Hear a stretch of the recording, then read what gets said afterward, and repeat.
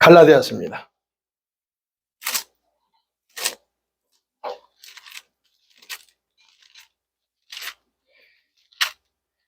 갈라디아서 3장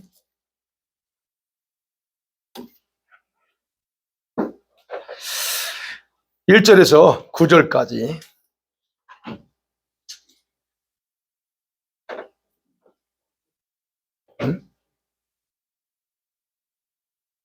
갈라디아서 3장 1절에서 9절 교독합니다. 어리석도다 갈라디아 사람들아, 예수 그리스도께서 십자가에 못 박히신 것이 너희 눈앞에 밝히 보이거늘 누가 너희를 꾀더냐? 내가 너희에게서 만날 것을 알려 하노니 너희가 성령을 받은 것이 율법의 행위냐 혹은 듣고 믿느냐. 너희가 이같이 어리석으냐? 성령으로 시작하였다가 이제는 육체로 마치겠느냐? 너희가 이같이 많은 괴로움을 헛되게 받았느냐? 과연 헛되냐? 너희에게 성령을 주시고 너희 가운데서 능력을 행하시는 이의 일이 율법의 행위에서냐 혹은 듣고 믿음에서냐? 아브라함이 하나님을 믿음에 그것을 그에게 의로 정하셨다는 것 같으니라. 그런즉 믿음으로 말미암은 자들은 아브라함의 자손인 줄 알지어다. 또 하나님이 이방을 믿음으로 말미암아 의로 정하신 것을 성경이 미리 알고 먼저 아브라함에게 복음을 전하되 모든 이방인이 너로 말미암아 복을 받아가라. 같이 읽습니다. 그러므로 믿음으로 말미암은 자는 믿음이 있는 아브라함과 함께 복을 받느니라. 아멘.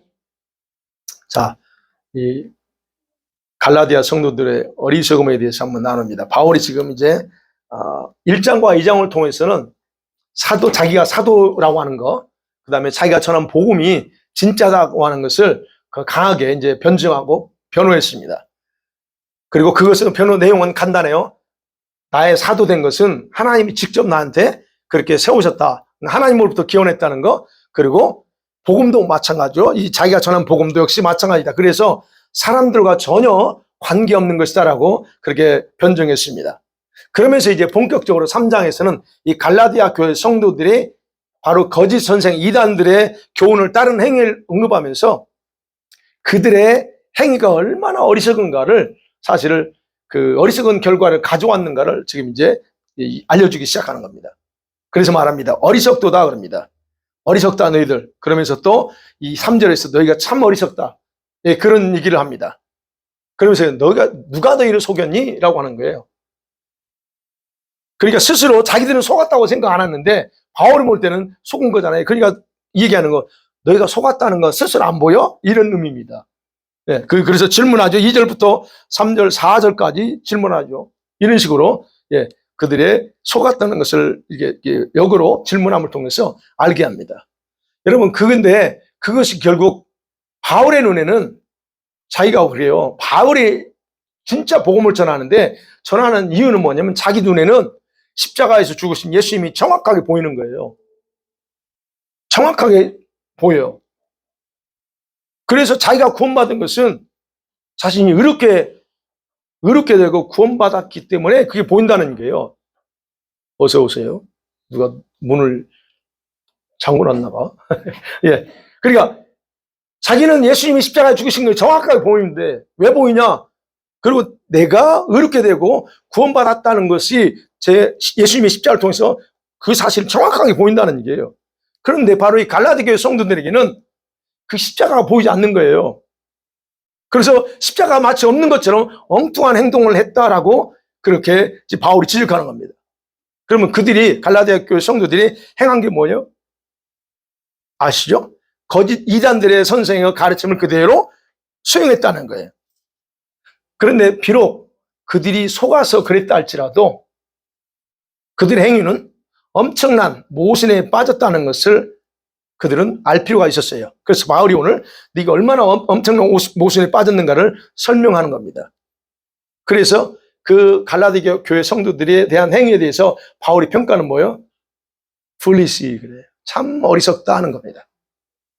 왜 그런지 그래서 논리적으로 설명합니다. 두 가지로 봅니다. 자, 첫 번째 바울이 뭘 가지고 설명하냐면 너가 성령 받았어. 그러면 성령 받았던 근거가 뭐냐는 겁니다. 너가 성령 받았지? 그럼 성령 받은 근거가 뭐야? 그게 2절부터 5절입니다.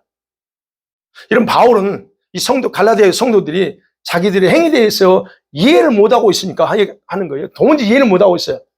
그래서 내가 너희들이 행한 것이 어떤 행동이었는지에 대해서 내가 너희들의 경험을 통해서 알려줄게 라고 하면서 그 질문하는 거예요. 그게 뭐예요? 3절이 2절이죠. 너희가 성령을 받은 것이 율법을 행해서 받았냐 아니면 믿음으로 받았느냐. 또 3절에 그랬죠. 성령으로 시작했다가 이제는 육체로 마칠래? 얘기하는 겁니다. 그러니까 저와 여러분이 성령 받았습니다. 그렇죠? 여러분 안에 성령 계시죠? 그 받았어요. 근데 바울이 그걸 질문하는 우리한테도 너 성령 받았는데 그 성령 받은 게 너희가 무슨 행위를 선한 행위를 해서 받았니? 아니면 그냥 믿음으로 받았니? 하는 거예요. 우리는 다 알죠. 당연히 믿음으로 받았지. 그런데 우리처럼 생각하는 사람이 있는 반면에 반대로 생각하는 사람이 있다는 거예요. 그게 누구냐? 이 갈라디아 교회 성도들이에요. 그 얘기하는 겁니다. 그래서 말하죠. 너희가 성령으로 시작했다가 이제는 육체로 망할래? 이렇게까지도 심하게 얘기합니다. 그럼 보세요. 우리가 하나님의 입장에서 보면 하나님이 우리에게 성령을 주시잖아요. 그럼 성령을 주실 때 무엇에 근거해서 주셔요? 그럼 하나님 저와 여러분이 성령을 주십니다. 근거가 있어야 돼요. 뭐든지 근거가 있어야 주셔요. 근데 그 근거가 뭐냐? 우리 행위였느냐?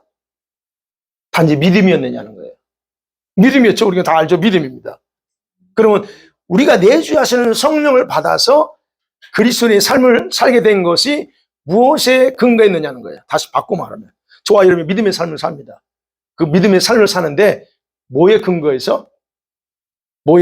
그리스도의 삶을 삽니다. 다른 거 없어요. 믿음이에요. 그냥 주님 믿어버리겠으니까 거기에 따른 삶을 살 수 있도록 우리에게 주셨다는 거예요. 그래서 하나님은 저와 여러분을 보시면서 다른 거 본 게 아니에요. 여러분이 얼마나 잘생겼냐, 얼마나 예쁘냐, 학력 있느냐, 배경이 어떠냐, 신앙의 백그라운드가 어디냐, 전혀 그거와 상관없습니다. 단지 하나, 믿음 하나 보시고 성령을 부어주시다는 거예요. 그럼 우리 입장에서는 뭐예요? 받는 우리 입장에서는 그냥 하나님께서 거두주시니까 우린 그냥 받은 것 뿐이에요. 맞죠? 그러면 우리는 성령을 받기 위해서 한 게 하나도 없습니다. 그냥 주셨어, 받았어. 바로 갈라디아 교회 성도들이 그 얘기하는 거예요. 그들은 예수님을 그냥 주님으로 메시아로 믿은 것 뿐이야. 그런 걸 통해서 하나님이 성령을 줬다는 거예요. 그러니까 바울이 그 얘기하는 거예요. 바로 그 성령 밖에서 어떤 율법적인 행위도 한 적이 없다는 거예요. 여러분 그 사도행전 19장 2절에 보면 바울이 에베소 교회 성도들에게 그런 질문해요. 너희들 믿을 때, 너희가 믿었을 때 성령 받았어? 라고 묻습니다. 거기에 답이 있어요. 뭐라고 말해요? 너희들이 성령 받기 위해서 어떤 선한 행위 했니? 율법 지켰니? 말하지 않고 뭐라고요? 너희가 믿었을 때 성령 받았어? 라고 합니다. 그럼 그건 무슨 말입니까? 믿을 때라고 말하는 그 부분은 성령은 믿을 때 주신다는 비밀, 답이 여기 있다는 거예요. 믿을 때 줘요. 그러니까 여러분과 제가 예수님 믿었을 때 성령을 이미 우리 안에 이제 내주하시는 성령을 주셨어요. 그래서 그것을 우리 안에 넣어주심을 통해서 보증으로 개런티하는 거예요. 저와 여러분의 모든 삶을 개런티하는 성령을 부어주셨습니다. 그럼을 통해서 어떤 분은 이렇게 체험하고 저렇게 체험합니다. 다양하게. 그래서 여러분과 제가 그 이후에 성령을 체험합니다. 또는 예수님을 직접 인격적으로 체험하고 만납니다. 근데 이런 사건들은 어마어마한 사건이라는 거예요. 엄청난 경험이라는 거예요. 왜냐하면 그 위대하신 분이 내 안에 들어와 계셔요. 내 속이 얼마나 더러워요? 내 속이 참 더러워요. 악하고 더럽고 막 이 세상적인 것에 얼마나 그 욕심이 많습니까? 그런데 그 거룩하신 분이 내 속에 들어와 계셔요. 다시 말씀드리면 그 거룩하신 하나님이 내 몸에 이사 들어오셨다는 얘기예요. 뭐 때문에? 여러분 행각 하나도 없어요. 제가 한 것 하나도 없습니다. 그냥 믿었어. 그랬더니 그냥 그걸 쑥 들어와 버렸었어요. 그러면 생각해야지. 왜 하나님이 이런 일을 하실까? 하나님 이상하신 분 아니에요, 혹시? 우리 같은 사람은 왜 들어오세요? 우리한테 왜 이사 오시냐고. 이유가 있다는 얘기예요. 왜 성령을 우리한테 주시면서 우리 안에 계시냐는 거예요. 그건 다른 게 아닙니다. 저와 여러분이 가진 그 믿음과 생활에 생명력을 주기 위해서 들어와 계세요. 저와 여러분이 이제 하나님의 자녀가 되면 자녀가 돼서 이 세상을 살아가는데 이 세상이 만만치 않거든요. 이 세상의 왕은 누구예요? 이 세상의 신이 누구죠? 사단입니다. 이 사단 이놈은 보통 놈이 아닙니다. 그러면 그들이 통치하는 세상에서 살아가는데 우리가 결코 만만하게 살 수 없어요. 이 세상이 만만치 않다는 거예요. 그러니까 주님이 너 혼자 못 살아. 그래서 성령을 주시는 거예요. 그래서 우리 믿음 생활 또는 우리 삶 자체에 생명력을 주기 위해서 주시는 거예요. 이런 어떤 엄청난 경험을 했어요. 저와 여러분. 그래서 지금 그 경험 속에서 오늘 우리가 살아왔습니다.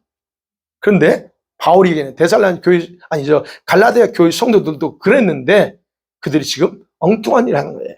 그래서 하는 얘기예요. 야, 너희가 이 모든 걸 받았는데 진짜 너가 받은 모든 것이 사실이 아니고 거짓이었냐 하는 거예요. 거짓이야? 예. 그래서 이제 뒷부분에 하는 얘기예요. 이게 보면요.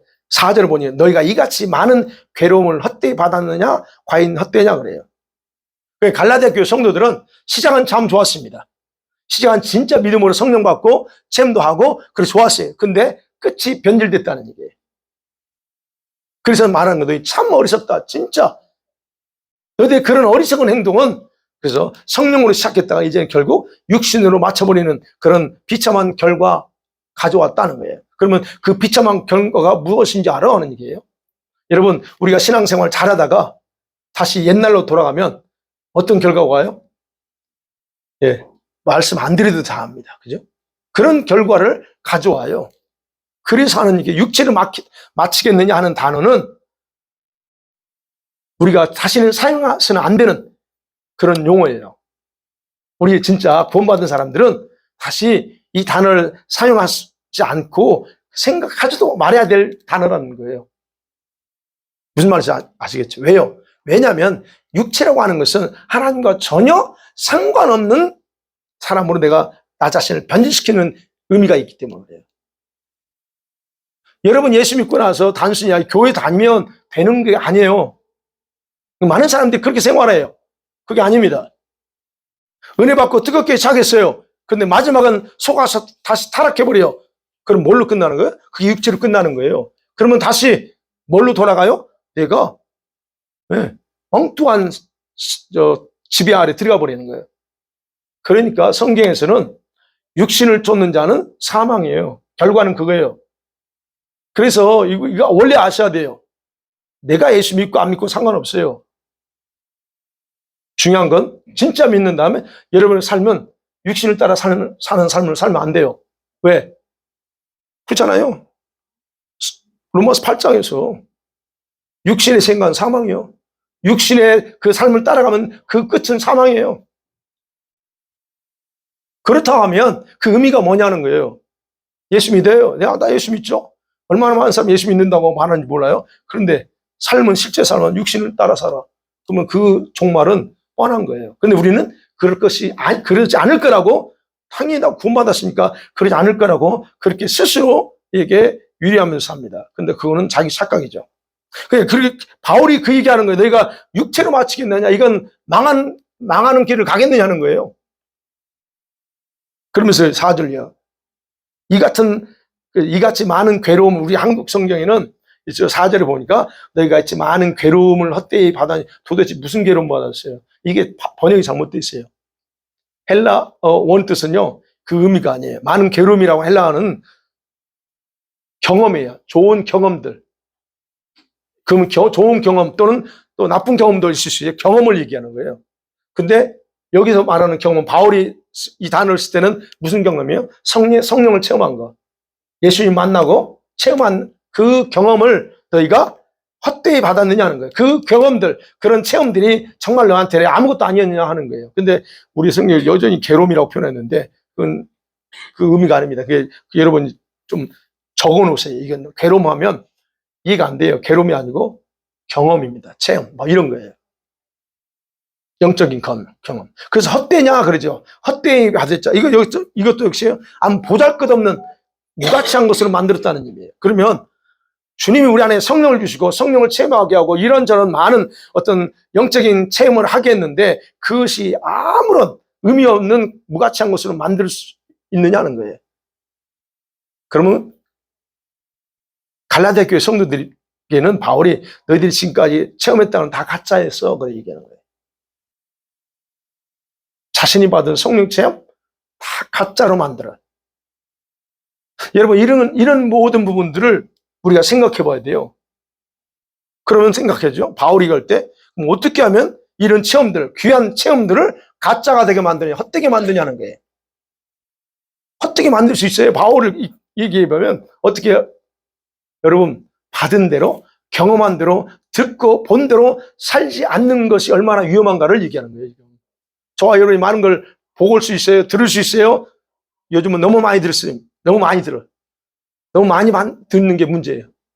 미디어를 통해 너무 많이 정보를 들어요. 그러면 들었어요. 오케이. 들었어. 깨달았어. 그럼 깨닫는 대로, 경험한 대로, 본 대로 살고 있느냐는 거예요. 듣는 건 많은데 실제 삶을 살잖아. 그래서 제가 얘기해요. 차라리 듣지 않는 게 낫다. 듣지 마요. 그래서 미디어 찾고 다른 분들 설교 듣지 마라는 얘기예요. 왜 안 들어야 차라리 몰라버리면 되는데 알고 깨달았어. 깨달은 걸 안 살면 어떡해요. 자기의 여기 속에서 자기 영이 괴로워해.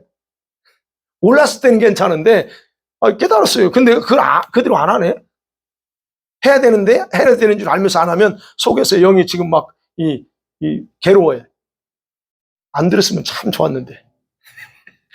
그러니까 그게 있는 거예요. 바로 어떻게 하면 이런 체험들을 무가치게 만드냐 그거예요. 그러니까 여러분, 하나님께서 보여주고 듣게 하고 체험하게 하는 이유가 다른 게 없어요. 그렇게 살라 하는 의미로 보여주는 거예요. 여러분이 그잖아요. 우리는 많은 체험을 원합니다. 좀 환상도 보고 막 듣기도 하고 그걸 원해요. 우리는 다. 그러면 더 잘할 것 같죠. 예, 잘할 겁니다. 대부분 다 잘할 거예요. 근데 그러지 못할 수도 있어요. 우리는.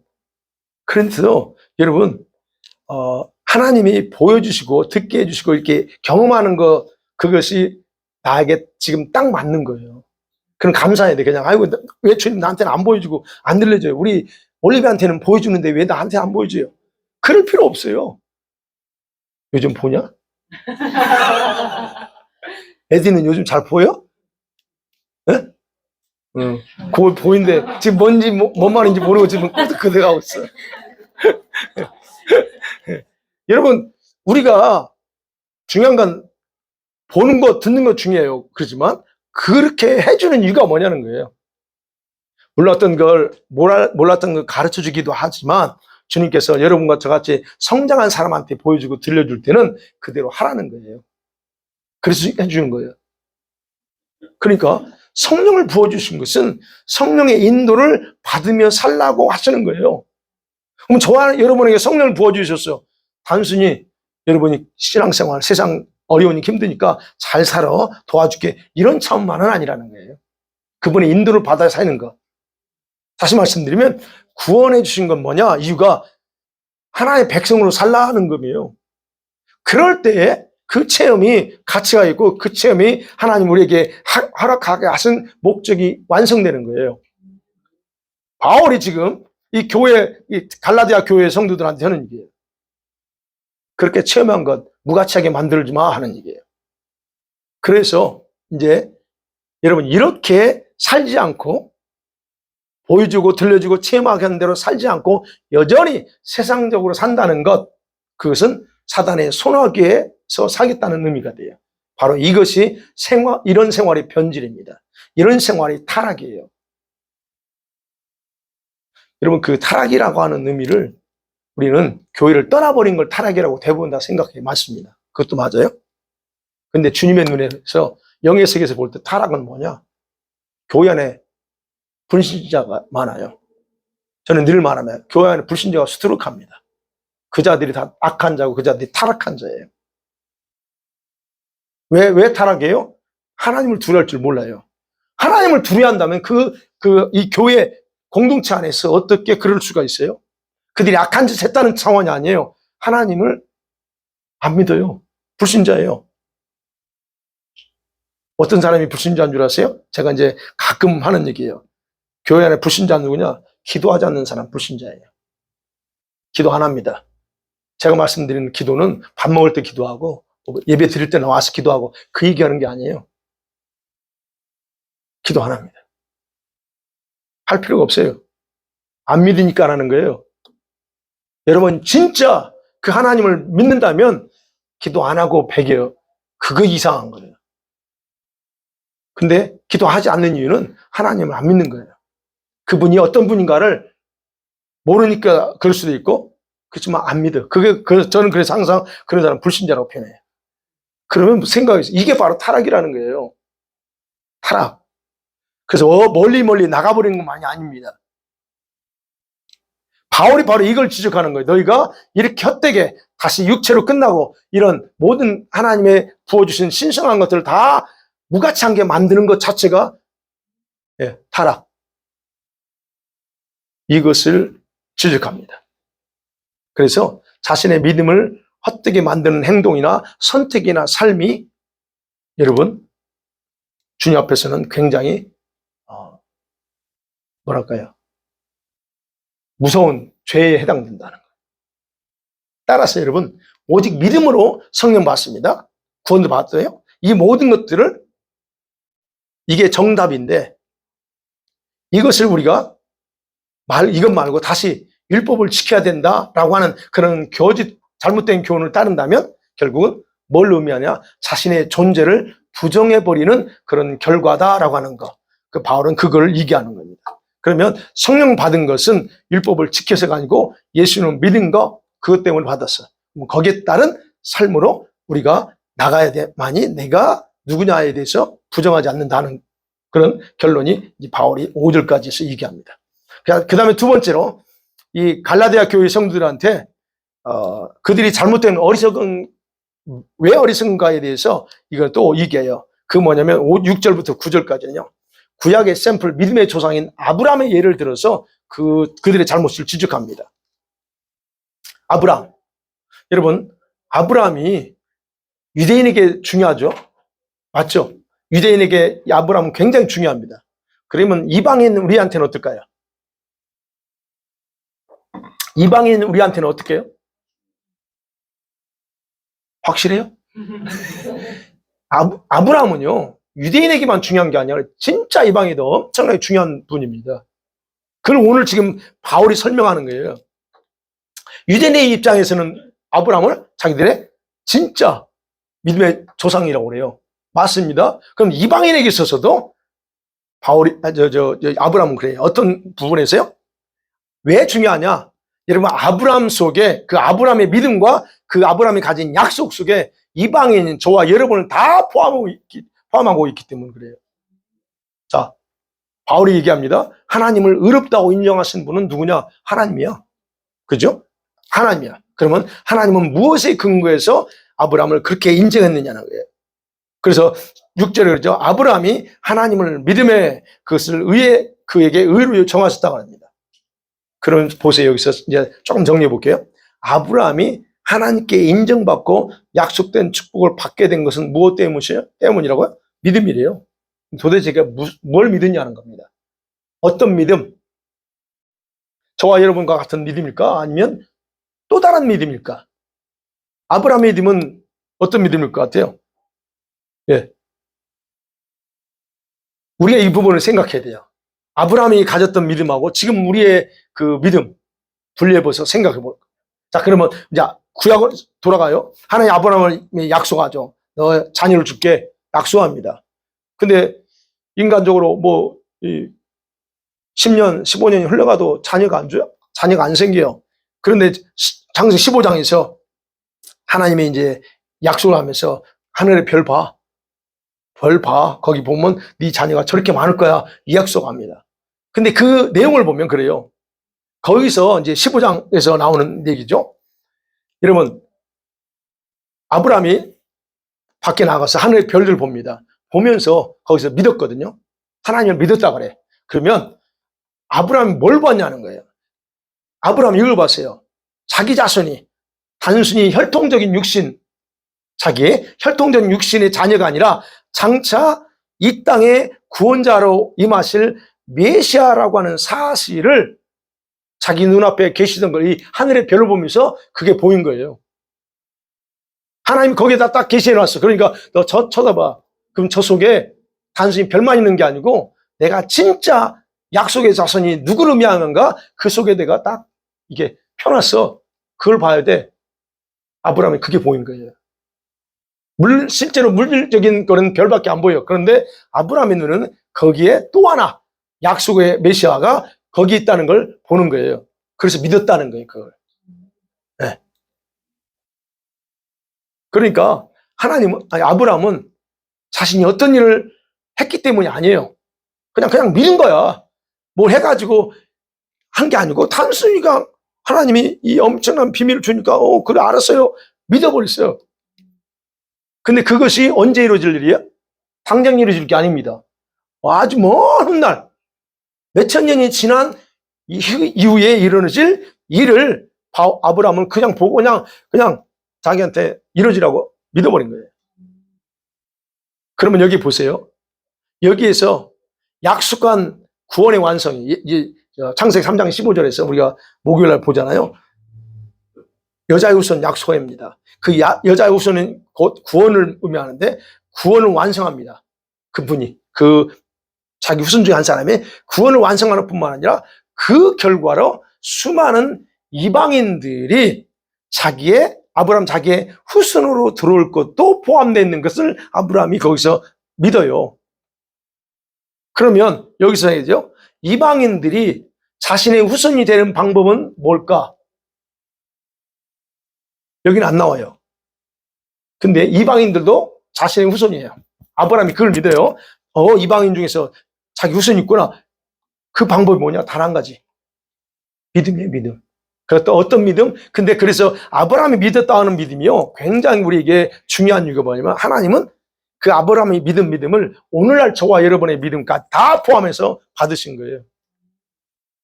그런 의미가 있어요. 그러니까 믿음으로만 가능하다는 거예요.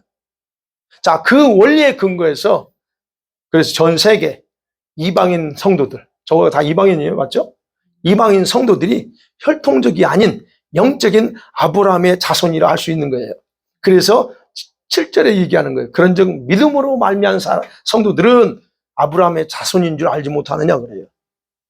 그러면 유대인들은 혈통적으로는 아브라함의 자손이지만 그럼 이방인은 혈통적으로 불가능해. 근데 그건 혈통으로 하는 게 아니고 그냥 믿음 하나로 아브라함의 후손으로 딱 하나님이 원리를 딱 정했다는 거예요. 그러니까 아브라함이 그걸 믿었다는 얘기예요. 네. 그걸 봤어요.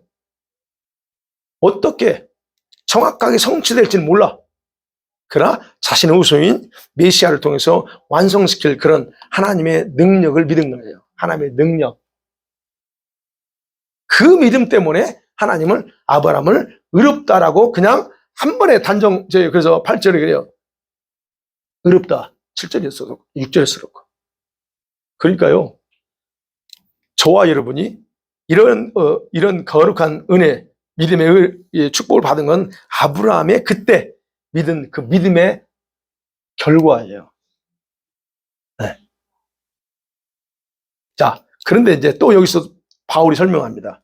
하나님께서 이방인을 믿음으로 이렇게 의롭다 여긴다고 했잖아요. 이방인들도 의롭다 여기는 것을 여겨주실 것, 그 비밀을 창세기 12장 3절에서 이미 또 말씀하셨어. 그게 8절이에요. 다시 8절 같이 한번 읽어볼까요?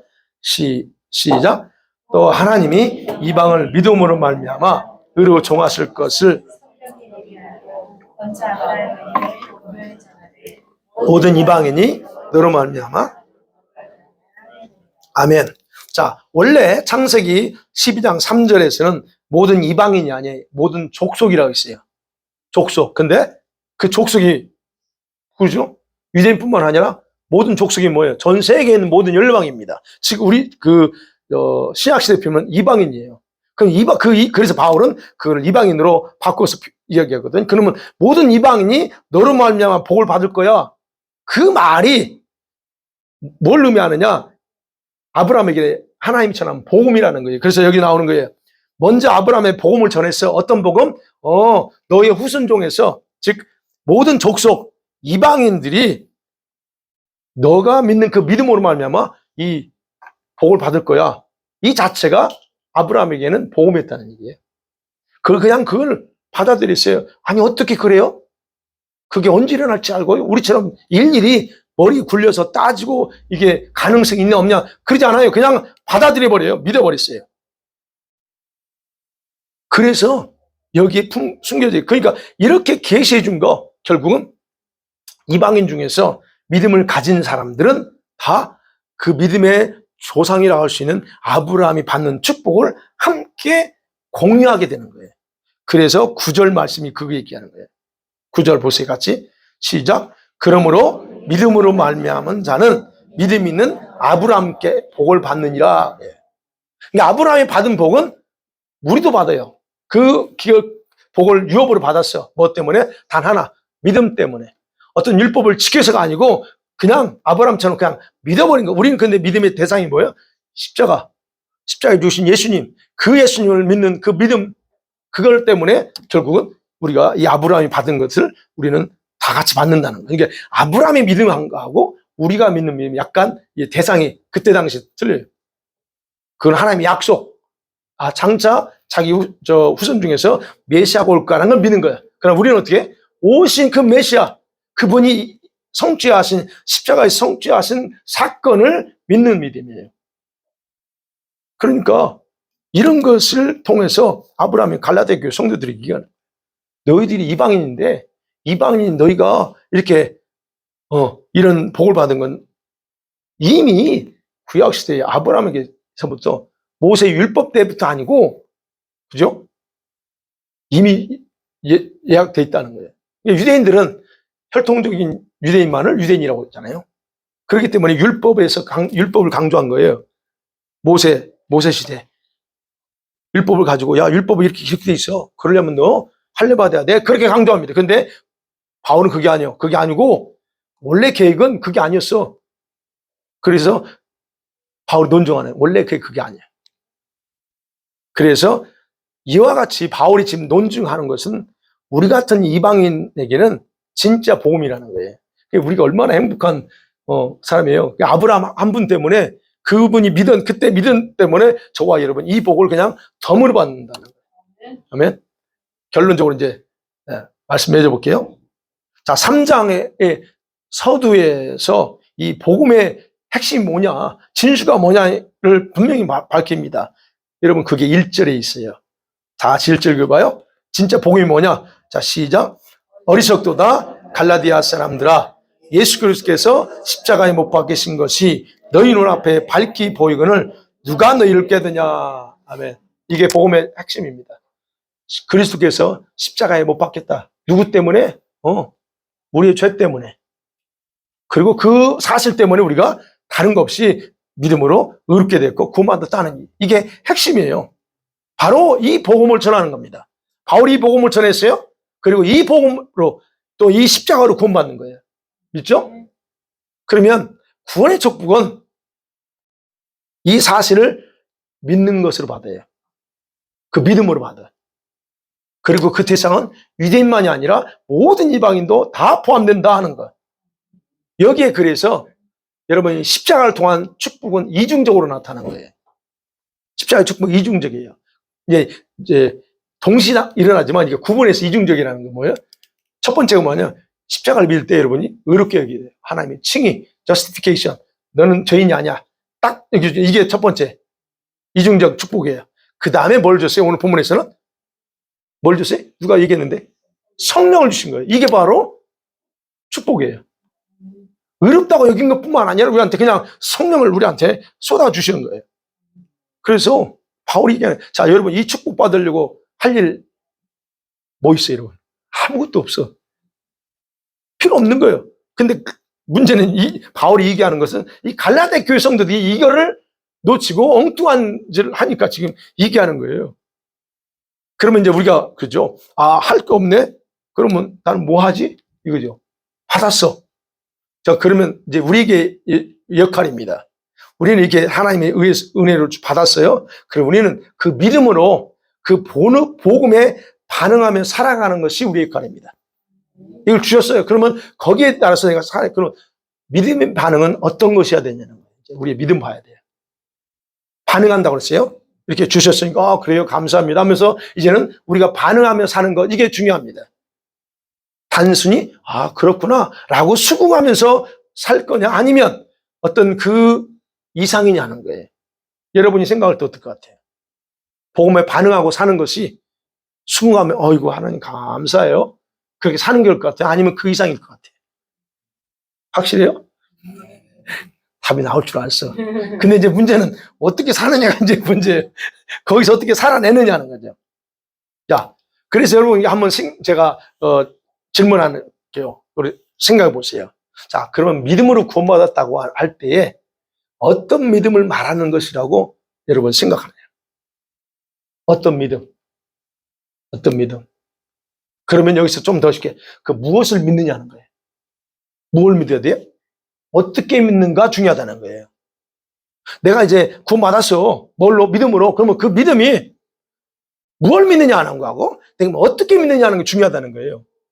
단순히 나 믿어. 그러니까 믿으니까 내가 우리가 이게 생각 안 하니까 사실 구원받았다면 세상에서 우리의 삶의 모습이 다 약간씩 변질돼 있어요. 믹스업 돼가지고 어떻게 보면 크리스찬 같은데 어떻게 보면 아닌 것처럼 그렇게 돼 있어요. 그러니까 그게 뭐냐?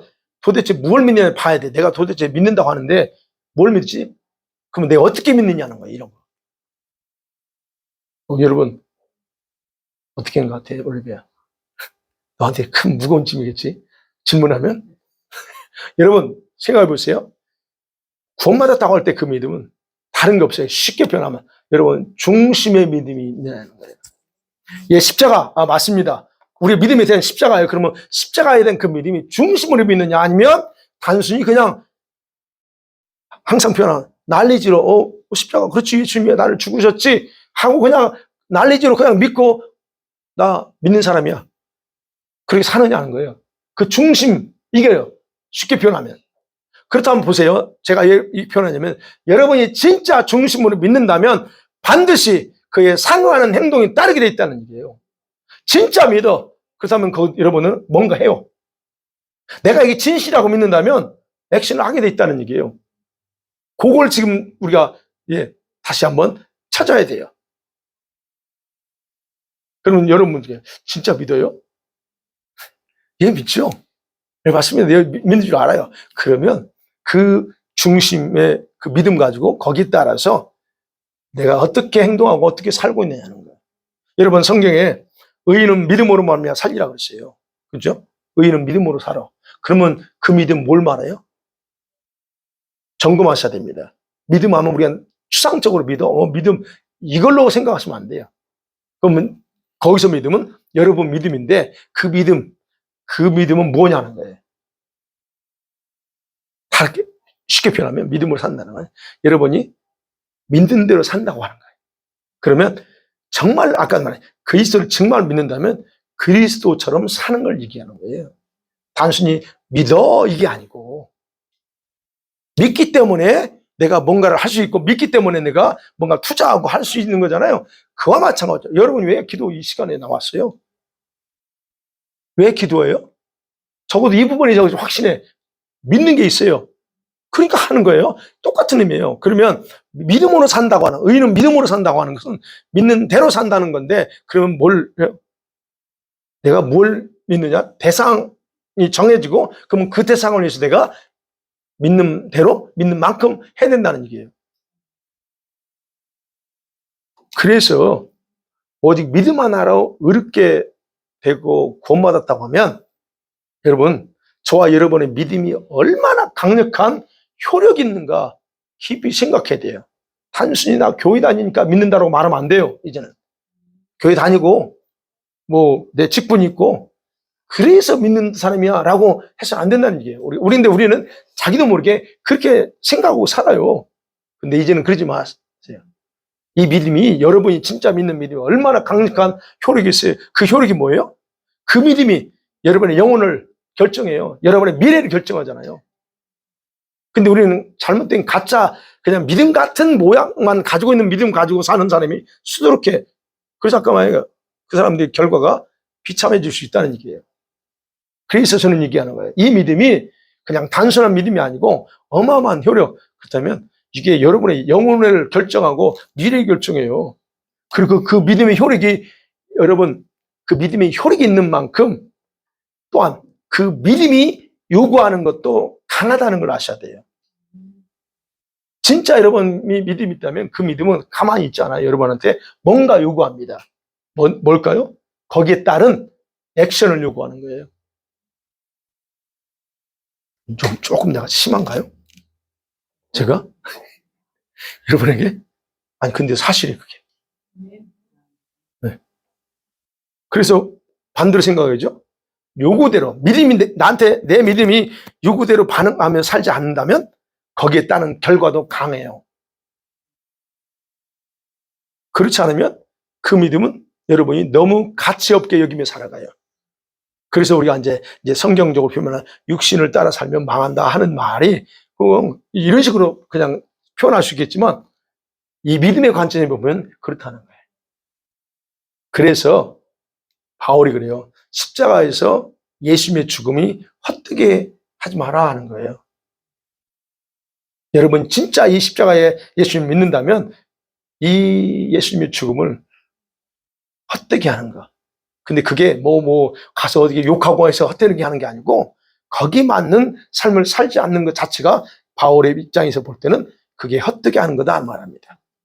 그러니까 여러분 저와 여러분이 믿음으로 산다는 것이 얼마나 중요한가를 생각하면서 우리 좀 여러분이 말하는 믿음 이점을 좀 정리하면서 그 믿음 잘 지키고 뿐만 아니라 그 믿음대로 삶을 통해서 하나님 앞에 참 귀하게 존귀하게 이렇게 인정받는 저와 여러분들 있기를 간절히 소원합니다. 아멘. 이제 기도하죠.